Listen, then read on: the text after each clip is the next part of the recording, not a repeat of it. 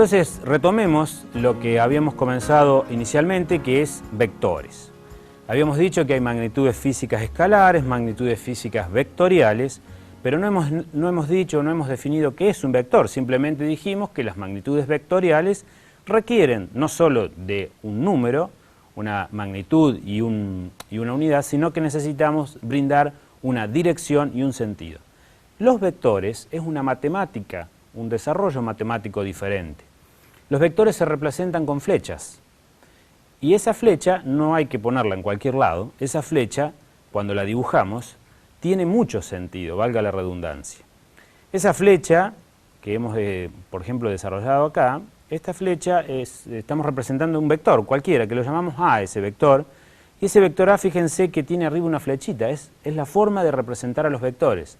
Entonces ahí encontramos una gran diferencia con las variables escalares. A las variables escalares no le ponemos ninguna flechita arriba, escribimos siempre letras, variables de cualquier forma. A los vectores los reconocemos porque arriba tienen una flecha. Ese vector tiene una magnitud, un valor. Si decimos, por ejemplo, la velocidad es 2 metros por segundo, 2 es el tamaño de esa flecha. Esa es la magnitud del vector. El valor absoluto de ese vector. Definimos también una dirección, que es el eje por el cual va esa flecha, y un sentido.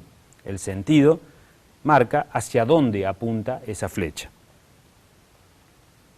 Bien, entonces esa es la representación gráfica de los vectores. Veamos que esos vectores pueden descomponerse.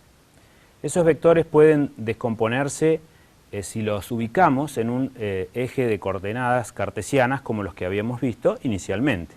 Aquí tenemos un vector, que es el vector A, que lo hemos dibujado en rojo, y lo hemos ubicado, el origen del vector está en el punto O el punto origen, que es el punto 0, 0, y tenemos un eje de coordenadas cartesianas X, Y.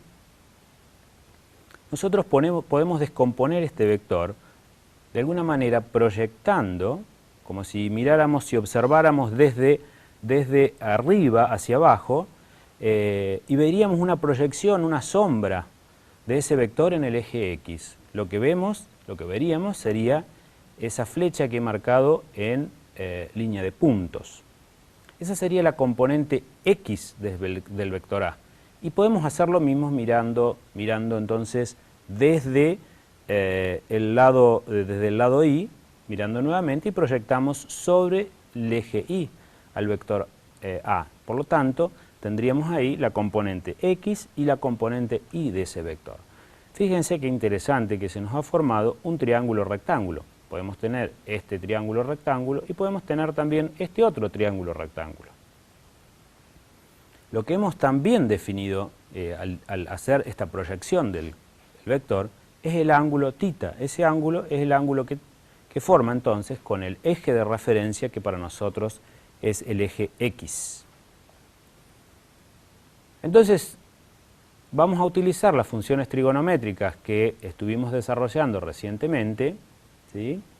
Y vamos a ver cómo podemos calcular, ahora ya numéricamente, las componentes del vector X. Las componentes del vector X y la componente X, del vector A y la componente Y del vector A, entonces, básicamente son el cateto opuesto y el cateto adyacente del triángulo rectángulo, es lo que acabamos de ver. Entonces, utilizamos las funciones trigonométricas para calcular esas componentes. Si utilizamos la función tangente, por ejemplo, la tangente del ángulo θ, que hemos definido acá, recuerden que era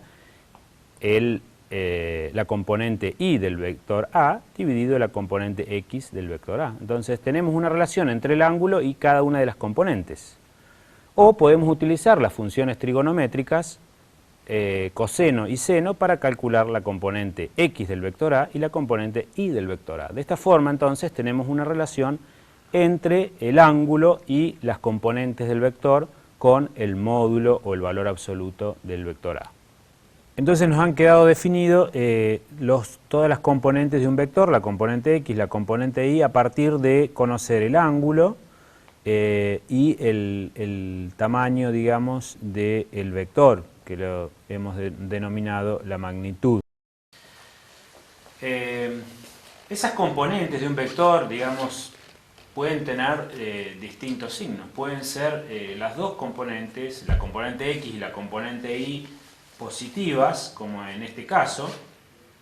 Si nosotros tenemos nuestro eje de coordenadas cartesianas, este es el eje X positivo, el eje Y positivo, el eje desde el punto de referencia hacia la izquierda X negativo y desde el punto de origen hacia abajo el eje Y negativo. Entonces, si el vector está en el primer cuadrante, que estamos señalando como el que tenemos dibujado, la componente X y la componente Y son positivas. Ahora, ¿qué sucede si el vector no está en el primer cuadrante, está en el segundo cuadrante? Entonces, en este caso, fíjense que la componente Y sigue siendo positiva, porque el vector apunta hacia arriba, pero ahora la componente X es negativa, porque el vector está apuntando hacia la izquierda.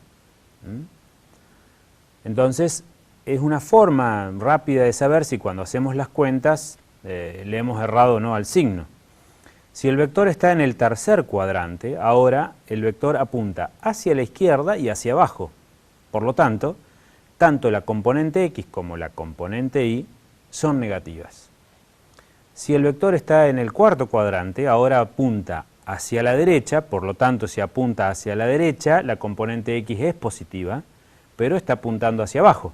Entonces, la componente Y tiene que ser negativa. Fíjense que siempre hablo de apunta hacia la derecha, o apunta hacia la izquierda, apunta hacia arriba o apunta hacia abajo.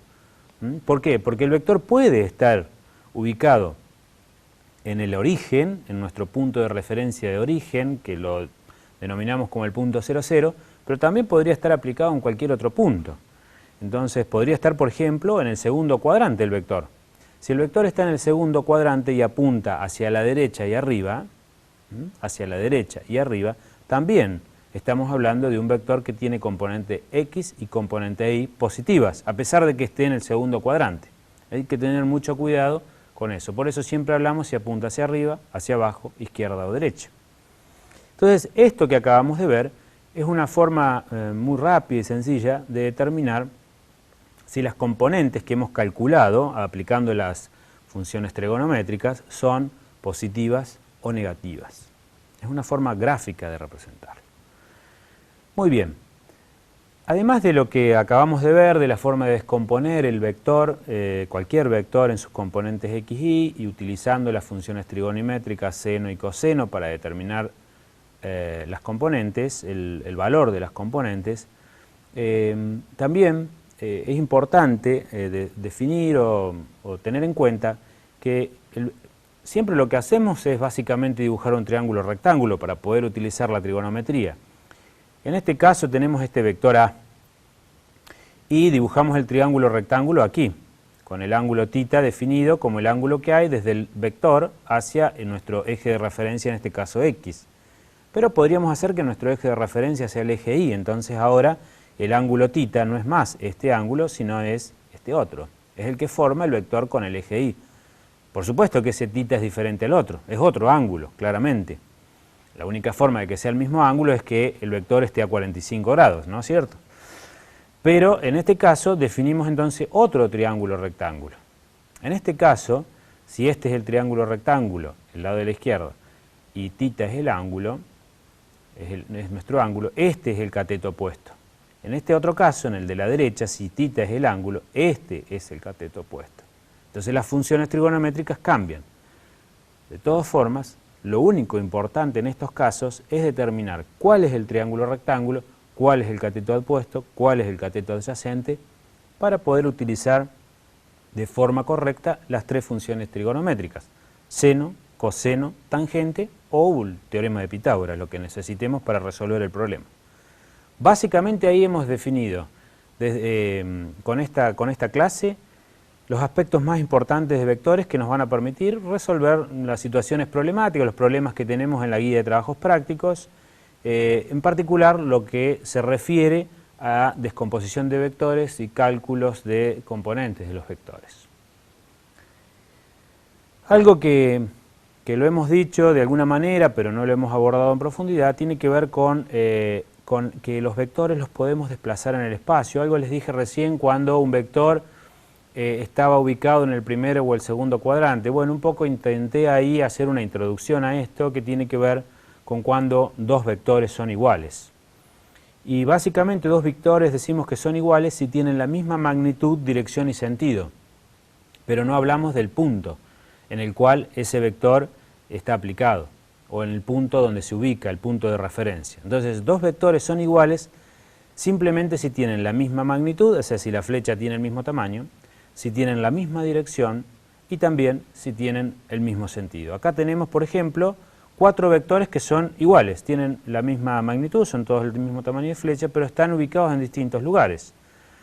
Fíjense qué interesante porque obviamente todos tienen la misma componente X y la misma componente Y. Entonces, esto es un poco para sacar la idea de que el vector siempre está ubicado en el origen, en el punto O, que es el punto 0, 0. El vector puede estar ubicado en cualquier parte del espacio y es el mismo vector mientras tenga magnitud, dirección y sentido.